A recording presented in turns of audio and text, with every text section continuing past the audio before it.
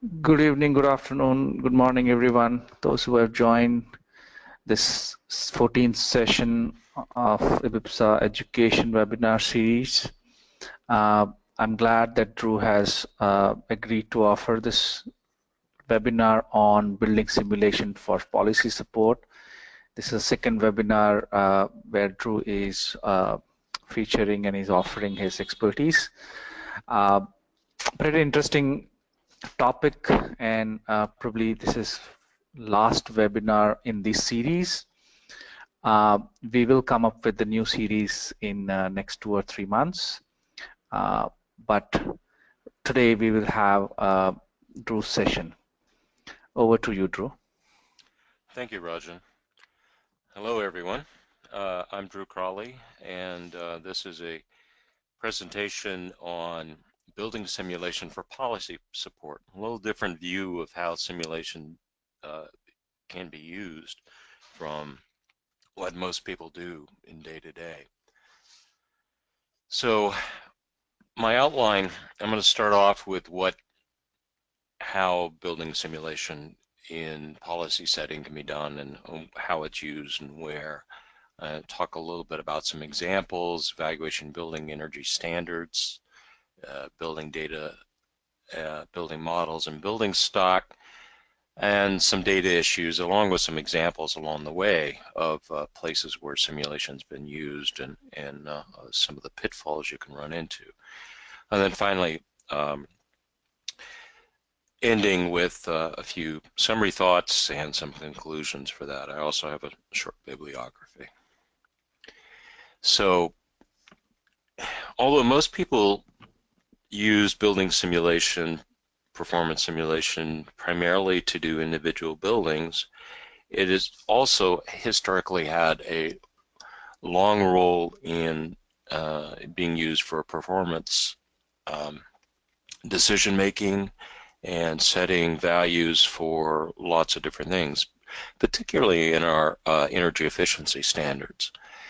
But I believe that one of its most powerful uses lies in supporting building policy setting. It'll allow you to develop minimum standard regulations, assess the value of improved performance for utilities or governments, or even supporting high-level public decision-making. And I'll go through each of those throughout this session and try to give you an overview. So buildings are complex, and it's not just one building we're simulating. We're trying to look at an entire sector. So we need to be able to represent that, and that involves having to do multiple simulations usually, and there's a number of approaches that have been used. You can do a top-down approach, such as economists might use to represent how the building sector operates and how energy use is done or is expected to work in there. Some of the problems with that is that you're not getting some of the detailed workings of that, and you're doing more of a look based on historical values. So it's not, projecting is a bit more difficult because you don't have as many controls over the simulations you're doing. Bottom-up statistical methods have also been used, where we've been trying to do a few buildings and trying to represent them, trying to use utility bills, energy demand, and some surveys to try to do that. And I'll talk a little bit more about some of the work that's done in the U.S. We're lucky enough to have some long-term surveys of buildings in the U.S. to try to get a measure of energy use and efficiency and technology change. More regularly, though, is a full engineering analysis of a number of buildings that you can calculate energy in use, detailed characteristics, and this will enable you to estimate the impact of both new or alternative technologies in that. And that's not dissimilar to how most people use energy simulation today. Start with a baseline, look at for an individual building, what the impacts of lighting technology change or a glazing or an HVAC system. But this is done at a global scale, so it's kind of a different issue for many reasons, or a different process. In terms of evaluation of building energy standards, building performance simulation has been used for the last 40 years, really, to look at it, at least in the US, and to evaluate where we're moving and where the possibility of getting improvements in energy are possible. Usually it's some sort of comparison against a baseline, often building stock where that's available, or more commonly, what if all buildings or new buildings were built to the previous version of the standard? What does the new version of the standard provide us in terms of opportunity? Or even what are the impacts in terms of cost and other issues? An example of this is work that's been done in the United States for looking at evaluation of ASHRAE standard 90.1, the energy efficiency standard for non-residential buildings. And you see here there's a comparison in 3 different metrics: energy use at the site, energy use for source energy, including conversion of energy to power or other uses, and then energy cost, and looking at the 3 different metrics. And you'll see you get 3 different savings percentages, but you also notice there are a lot of variation among the building types. And for this, and I'll talk about prototypes a little later, but they've set up 16 prototype buildings that are used to represent about 80% of the U.S. building stock. To go beyond that would require almost doubling the number of prototypes to get much more. But you'll see the variation where schools are getting in the range of 10 to almost 15% savings, but outpatient healthcare, hospital, it's 5 to 3%, much smaller. Restaurants, much more energy intensive, energy uses is also, the savings are not quite as significant. But if you put all that together in the way that they have their models set up, you can then come up with a weighted national average across climate zones, across locations, to be able to estimate what the potential savings of this new standard are. And this is comparing the 2010 version with the 2013. This is work from the Pacific Northwest National Laboratory, published, and that's included in my bibliography. If you look at more information on the building types, they broadly group office, retail, education, healthcare, lodging, warehouse, food service, and apartment. You'll see that in the office sector, they account for almost 20% of the floor area in new construction, and that's what the weights are based on. Retail, same sort of 20%, education 15%, and so on. And then by the percentage savings, you can see the various numbers there and how well they've done.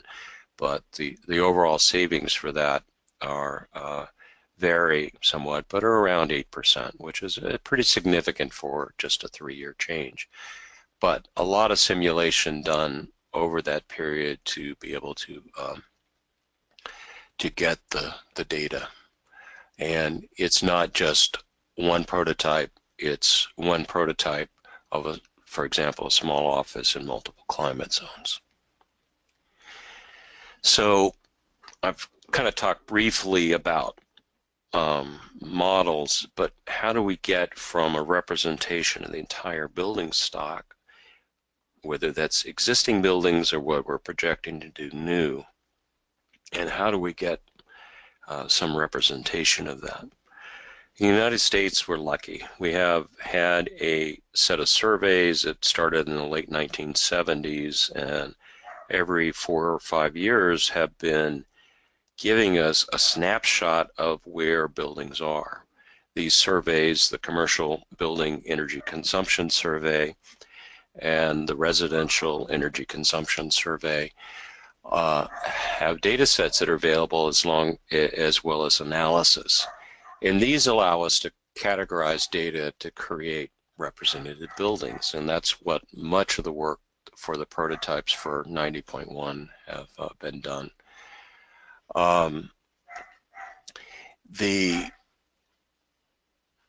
Doing this is a bit of a challenge, because if you don't have some representation of the building stock, you're then going to have to provide or get what are reasonable buildings given construction, and that can take a lot more effort. With these surveys, we're able to do generalizations of the statistics and look at buildings under 1,000 square meters or so are called small offices, etc., so that we're able to look at that. And there's a lot of definition in these surveys. They do include, for the buildings that are in the surveys, in the commercial sector, there are almost 5,000 buildings that are surveyed. They include energy data by end use, and also peak demand and costs where that's available for each building. So a lot more.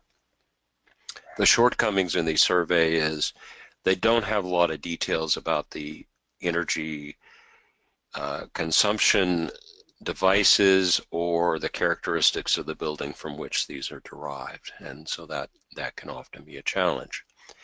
So work done a number of years ago at the U.S. Department of Energy created some prototype buildings, and these are derived from that Commercial Building Energy Consumption Survey to represent a range of different building types, looking at what are typical systems and other things, filling in a lot of the detail, because there's not even information about glazing or percentage glass or something. So there was a lot of work done.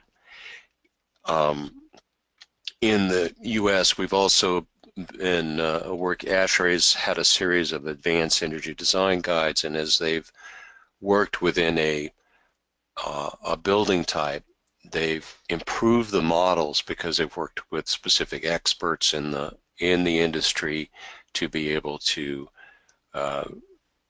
know what's going on. So if they're working with hotels, they work with some of the large chains such as Hilton and Marriott to understand what goes on in the hotel and what should be included in terms of loads and traditional construction methods. And so these have informed these as well. Other examples, you may have a prototype. This was an attempt to get a small office prototype that would represent current code, but also looking at future. And you see there's photovoltaic panels on the one on the right. So you might have multiple prototypes, not just single prototypes, and trying to represent different ranges of things. In this case, this was trying to push energy efficiency beyond 60% below what the traditional code, and this was to bracket a set of analyses. So you might have different ways of doing it rather than traditional. Other things happen in some work done to adopt 90.1 for use in Canada in the 1990s. They were looking at some of the equations that were then embedded within 90.1 for essentially giving equivalency of energy loads for building thermal characteristics, envelope, opaque walls, roofs, etc. And as we were looking at this, we were varying a heat loss parameter, which is effectively the UA overall, and seeing what's going on. In Canada, they have a tendency to push the insulation levels much higher. And you see, as we went to the 0.1 and the 0.05 characteristics, that the equations didn't act like we expected. They're not these nice constrained curves or lines that we see on the for the other characteristics, the 0.2 to 0.5. And this can happen and can be an issue if you're working with data sets. And essentially what's happened here is that the original underlying simulations that were used did not include values at that 0.1 or the 0.05 range. So this led the research for the Canadian standard to change that and to create new values so that you have a range there that you want to make sure. So that if you're doing an analysis for policy or for setting a standard or something like that, you need to make sure that you're covering the data correctly, that you may go beyond what you would initially expect, but you want to make sure that you're getting performance that also makes sense. Another issue might be appropriate climatic data. And these two charts, which are, I believe, Washington, D.C. on the left and San Juan, Puerto Rico, a more tropical location on the right. And these charts are showing a typical year energy use, TMY2, on the left side of the chart, and then are showing ranking from lowest to highest energy over a period of 30 years. And the attempt here was to try to find a year that could bracket the typical year and look at the opportunity for what climate impacts might be. So finding the appropriate one. The problem is, if you notice kind of in the middle of the chart on the left, it says warm there. Well, the warmest year was not the year that gave us the highest energy.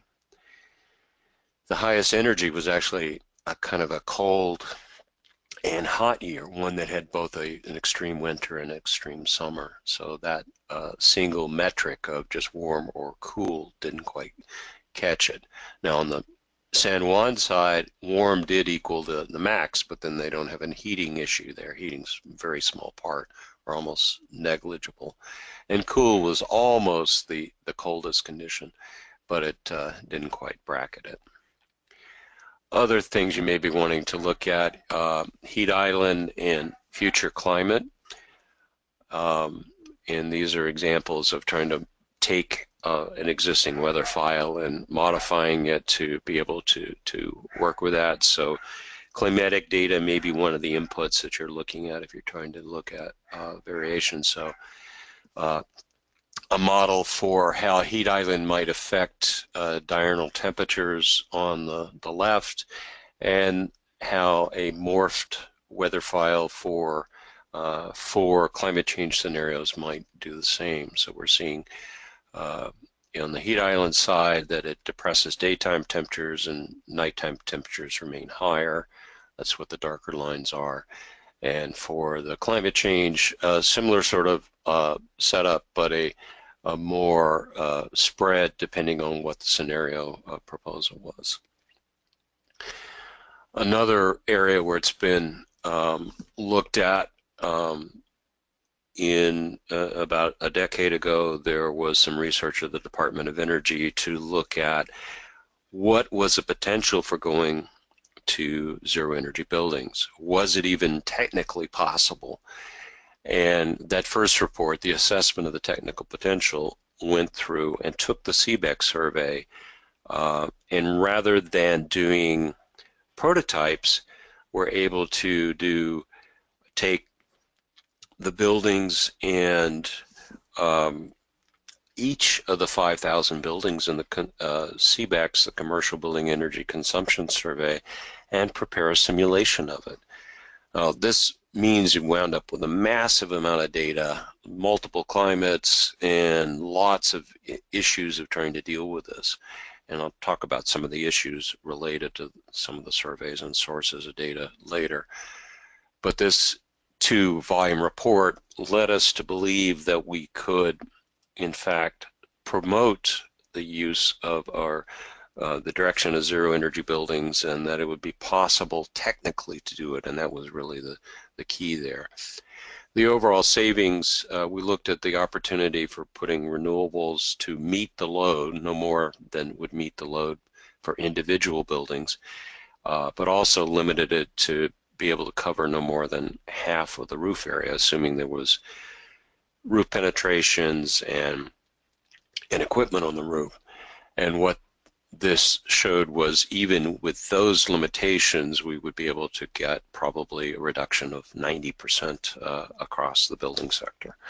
So as probably more appropriate, we have buildings that can produce net energy gains rather than use. We'll be able to share that across the buildings in more of a net energy community or city. ASHRAE recently completed a research project last year looking at technically achievable energy targets. This kind of came out of some work that the ASHRAE board was looking at to try to see how far could we go now, and this was looking to try to get savings. Is it technically possible? Not looking so much at cost, because cost is very variable and changes with time, but could we go beyond where we are now? And these yielded savings of about 45% over standard 90.1 2010. The report's available to ASHRAE members for free. You can also, there's a place where the models for this are also available. They're very useful if you're trying to look for future information. So one of the things out of the ZEB, now remember we have 5,000 simulations trying to look at a baseline of current standards, also what the current stock was, and looking at how far could we go. So we've got 20,000 simulation outputs to deal with. And one of the interesting things they found was the key thing that came out of this was that the number of floors really was a determinant in whether you could get to zero energy. If it's a single story, almost 100% of those buildings would be able to get to zero energy, regardless of building type. The good news for the US was that's 40% of our buildings that are being built are single story. If you get to 2 stories, about 60% of those we're able to get there, and that's another 25%. But by the time we get to 3 stories, it's down in the 15% range of buildings that could get to it, and another 13%. So at that point, we're almost at 80% of the buildings that are getting built, but the problem is that it disappears very quickly. So very roof area, daylighting, all very important players in this. But as you see, it tails off, and buildings that are multi-story over 3, it's very difficult to get enough photovoltaics on the roof to be able to deal with that. But with the large number of single-story buildings, warehouses, schools, a lot of our retail single-story, they can be used to offset that, and in total we can easily get beyond zero energy at a community scale.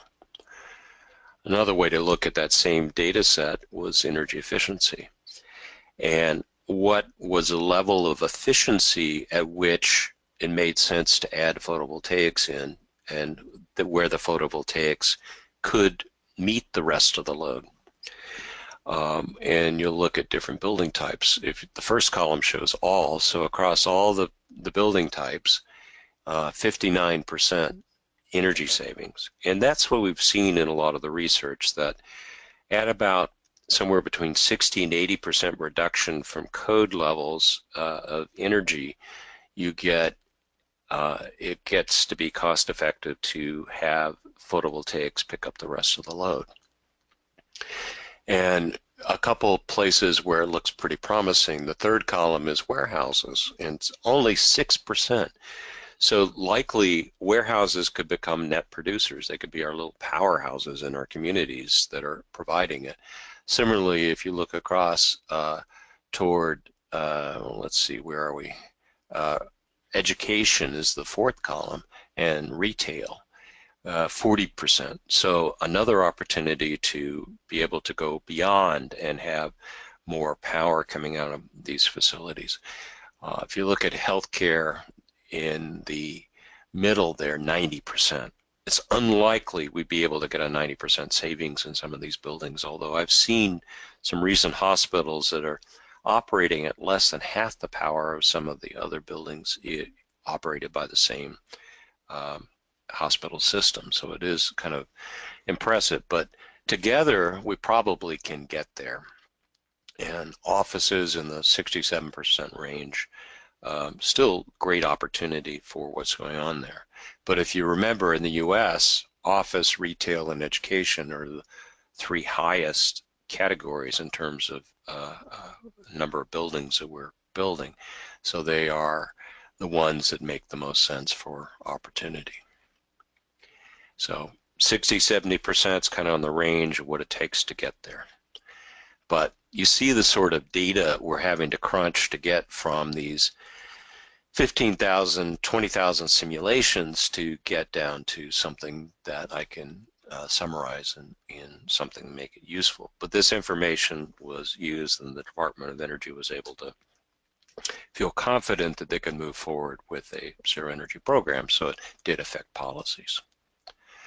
So some of the data issues that I've already touched on, multiple building types. If you look at the 90.1 analysis that's done, those 16 building types, and now across 18 climate zones and construction types and systems and subsystems, you can literally run into the thousands of simulations with almost no effort. So you're dealing with can be dealing with a lot of data, and you need to consider that up front. How are you going to identify data and be able to track issues, or to be able to look at what's going on? So another issue is that sometimes the source surveys are incomplete. I talked about CBEX and how it was used for some of these studies, both creating the prototypes, but also for that zero energy building potential.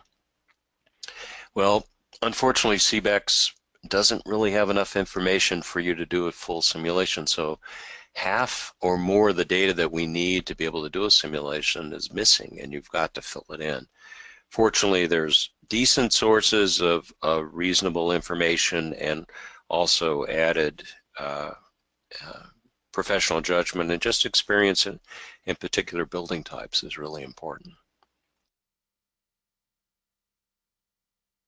Another thing, a limitation in the CBEX survey is that they mask the data. What I mean by that is they don't want you to be able to know if that's a specific building in a location, so they generalize the climate zone to more general climate zone, and any building over 20 stories is set to 20 stories, and then the multiplier changed to account for the floor area. Similarly, anything over 500,000 square feet, 50,000 square meters, is set to that value, and then the multiplier is adjusted. That means that we're not seeing some of the effects of some of these largest buildings in the survey, and it does tend to mask data in many respects. It does skew it a little bit, but as you notice, there are not that many buildings in that scale, so I don't think it's affecting it much. But if you're seeing some kind of weird outliers in the data sets on the high end, that's probably why. So you wind up with a situation where you've got X number of buildings, Y number of climates, Z variance, and it becomes multiplicative. So you're dealing easily with thousands of results, and you might have to really focus on that. So data structure, analysis, and planning that up front if you're doing a policy simulation set is really quite important, so that you're able to know what results you want to look at early and be able to set that up to easily for later use, because you can't work with individual simulations. You're having to look across many data sets and have to do some sort of statistical analysis to be able to make it and manage the data. So I want to move on to my summary. I think I've shown you, and I know from experience, the building simulation can be used to set policy. You can set cost-effective performance levels for various aspects of a new energy efficiency standard. You can look at where they belong. You can look at performance of an existing or proposed standard and see how well it performs across different buildings and system types. You can look at financial incentives, and although I didn't show an example, many utilities are willing to pay to building owners to improve their buildings beyond what a code would do, and they're able to use simulation to estimate what's going on, and that's been done in a number of cases where they say the value to the utility of a lighting change from X watts a square meter to Y watts a square meter is so many dollars, and they're willing to share that saved cost with the building owners to help offset the cost. We looked at potential impacts, looking at zero energy buildings and direction for voluntary programs so that you can look at that. This has been used for many ways to direct where programs, the biggest bang for the buck can be and where things can move forward. Also, if you're looking at a specific technology, is it applicable? Can it be applied in various building types across the sector? Where will it be most effective? Where should we focus our research and our efforts to retrofit the market? And then where renewable energy technologies make the most sense at the building, community, or regional level, and which building types have the most potential for that market. And then as we looked at a little bit of climate change, what could the impacts of that future climate be on building performance in various building types and in regions of the world? And how these new buildings that are going to be very low energy might affect the existing or new energy supply needs at a regional, utility, or even national scale. And then finally, potential impact on performance of changes related to environmental issues and what's going on there. So lots of potential uses. I prepared a generalized framework just to try to look at things that are possible and what the studies might be. And this is not all inclusive. It's just intended to be a kind of a quick view of things, how you might go about it, where you might looking at the research focus, research parameters, at the building model level, climatic data, baseline model, and other issues, and what type of policy study where you might be looking at minimum building energy standards or utility incentives, upgrading existing buildings, or maybe a sector-wide technology performance study. So it's important to understand kind of what you're doing and craft the study toward being able to give you the answers that you're looking at. So in conclusion, building performance simulation can be used in policy setting to represent building performance changes from standards, individual technologies or systems or multiple, or even to look at how policy should be formed around that on basis of cost or energy or environmental impact. The data to support these studies is often limited. You saw in the US that we have 2 surveys of building stock, which at least give us a starting point. And that's going to be very important if you're doing any national or regional studies, is to understand how buildings use energy in that area.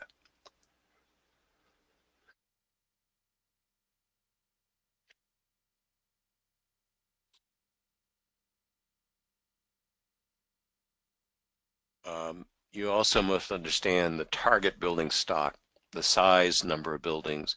That may be the existing building stock, if that's what you're working in, or where buildings are being built, what sort of buildings are coming online. Often that new building trends is data that's often a little more easily obtainable because you've got building officials working collecting data about what's getting permitted and what's being built in the market, so you can collect that. It's still spread over many thousands of buildings, but it's still it can be available. But getting operating and physical characteristics can often be a challenge there as well.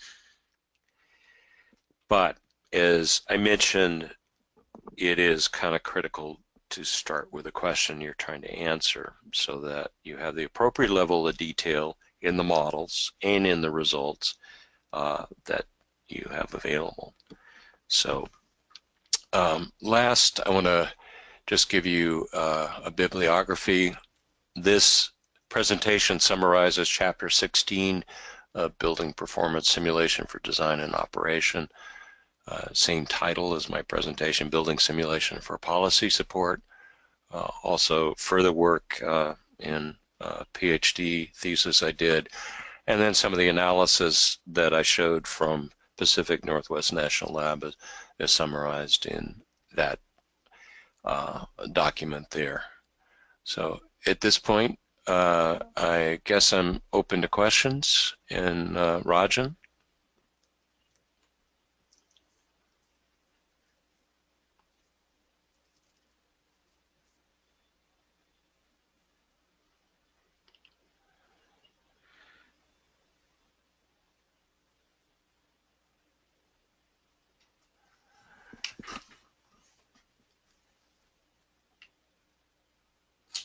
Hello. Yes, Drew, we have two questions.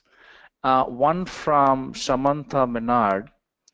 The question is, Samantha is saying it, have you had any experience with issues with transparency in modeling methodology when influencing code? The transparency in modeling? Meaning having knowledge of how the modeling to influence the code was done? Not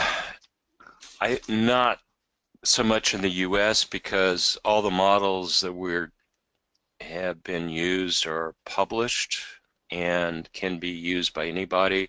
For example, the models that I was talking about for the 90.1 analysis are published on a Pacific Northwest National Laboratory website, so you can pick up the inputs for the models and look at them and see how they constructed them and looking at them. So that is intended to be very transparent. They also do a documentation of the models themselves separate from the analysis of the results. I think that's critically important to policy to be able to understand the limitations of the underlying simulations. Okay, thanks. I hope that satisfied Samantha's question. I'm unmuting a person called Jerry Phelan. He has a question for you, Drew. Okay. Jerry? Yes, I Drew. Thank you very much. Very informative. I appreciate your Thank you. The information. Now I have a loaded question for you.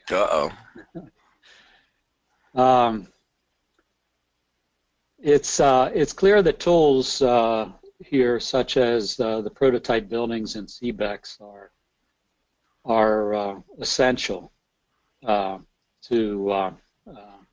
policy setting.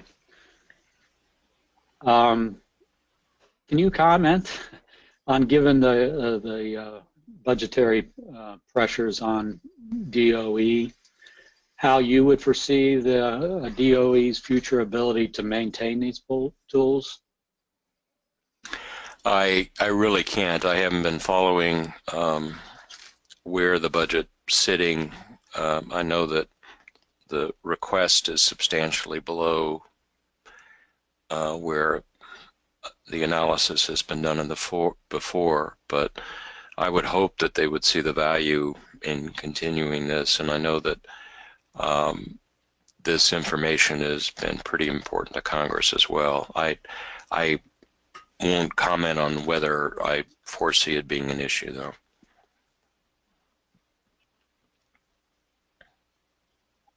Did that sort of answer your question?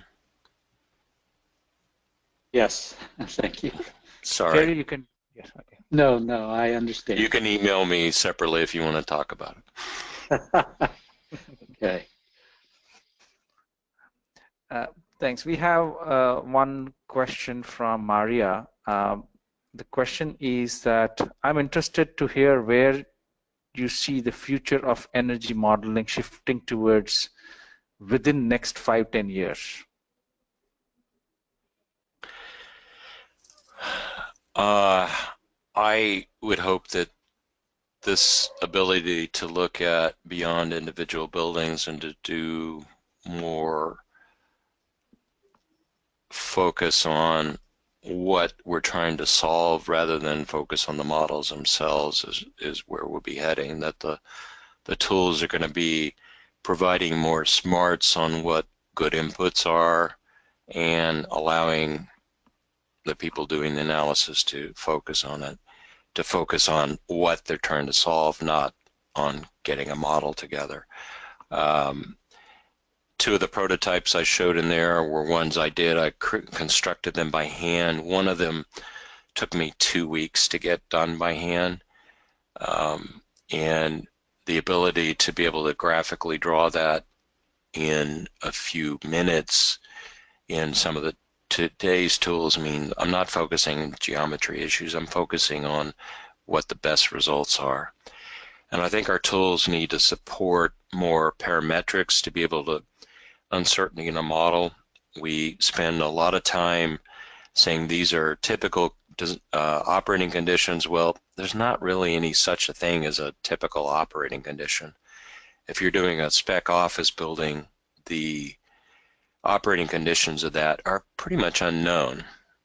If you're doing analysis of it, you're having to set some operating conditions, but we probably ought to look at whether that influences decisions about technologies over a range of operating conditions to make better judgments.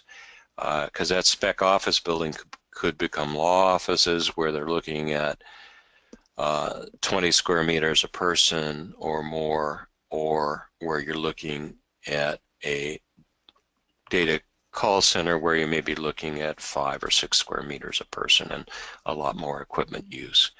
And very different operating agendas too, probably a 9 to 5 schedule if it's law offices, and it may be a 24/7 if it is a data call center. So we can't presume that our buildings are going to be used in the way that we think they are, and we need to really look at better ranges. So the tools, I think, are beginning to support that, and I think you ought to be pushing as a simulation user to have more support for being able to move forward and be able to deal with that uncertainty and create models faster and with more certainty over what they're in there. I'm not a fan of black box. I think you need to be able to look at anything that's provided by the simulation developer. You need to be able to drill down into all the issues, down into all the aspects of the simulation, and be able to look at how it's constructed. If you're not able to do that, you're completely at the mercy of the simulation developer, and that is not a good thing. So, any other questions, Rajan? Yeah, we have 4 more questions. Oh, in fact, one okay. you have. So one is from Julian Utel, and our question is that for an energy policy point of view, is it good practice to consider renewable energy as an energy efficiency measure, trade-off via performance path? I generally treat them separately because until recently, renewables have been somewhat more expensive than most efficiency measures, and I know the prices are continuing to drop incredibly fast. But in many cases, putting a bit more insulation, putting a little more efficient HVAC system is going to cost substantially less than putting in a renewable system. So I would encourage you to think of them as kind of 2 separate things, that you have the demand side where you want to make the building as efficient as you can, and then the supply side where you consider renewables and how they fit into that. We have a question from Devang. Devang, can I unmute you? And would you like to ask a question directly? Yeah, please go ahead. Yes. Yeah, you can ask question. You are unmuted. Okay, hi Drew. Very Hi. nice presentation, I would say. Thank you. So my question is, how can professionals and volunteers in this industry of simulation can help in terms of building energy data collection? That's a good. I think I would like to see more where we can share data as professionals in ways that don't compromise your ownership of your models and things like that. And quite frankly, I think IBPSA has a role to be able to support that, to be able to provide a place, a repository of data and knowledge, and I think that's something that we should be exploring.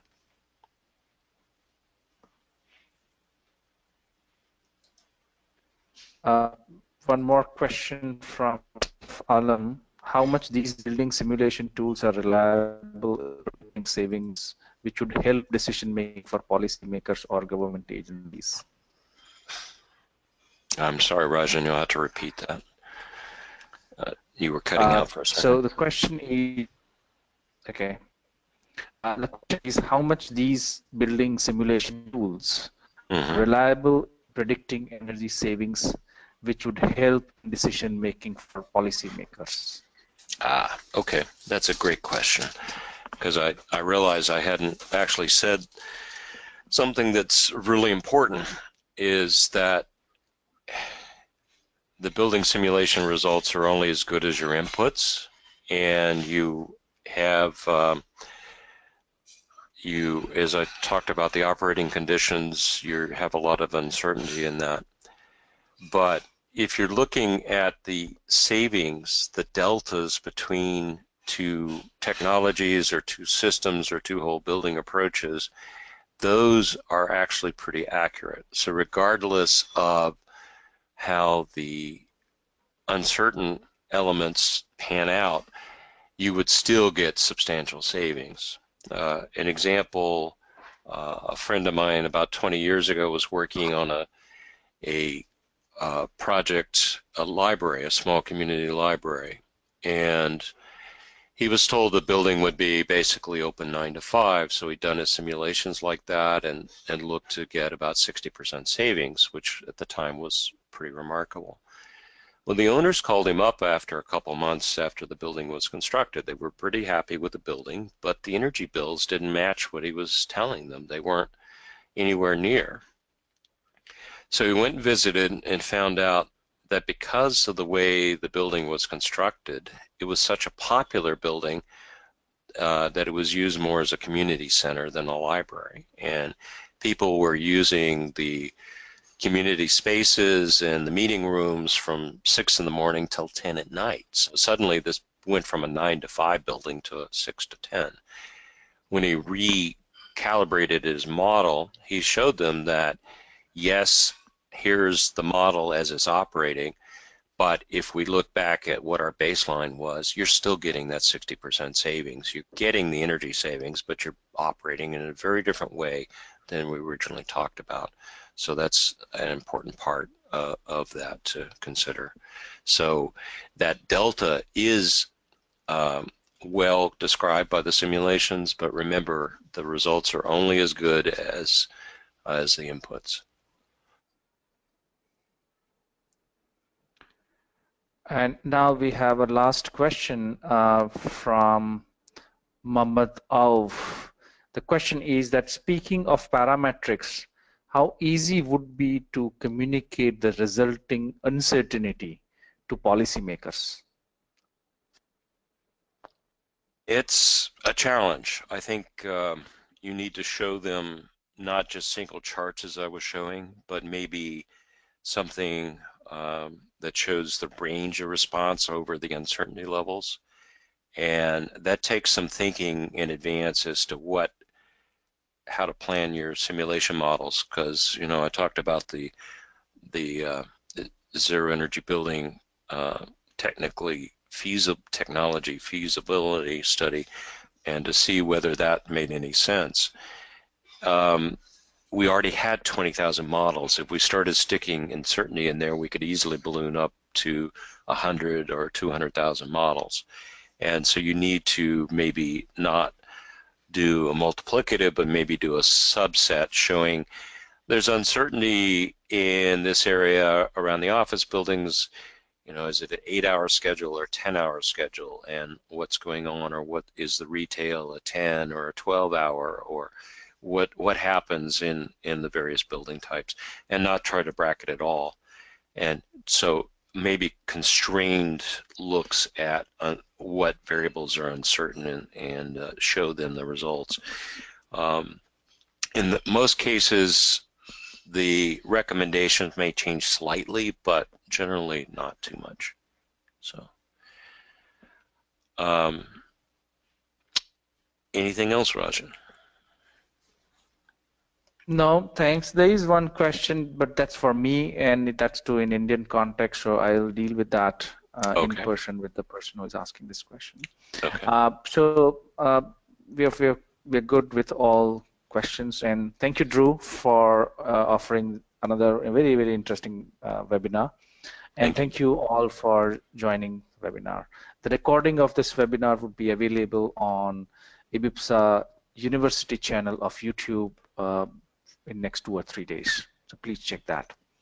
Thank you, Drew, again. And thank you, everybody, for listening in. Thank you.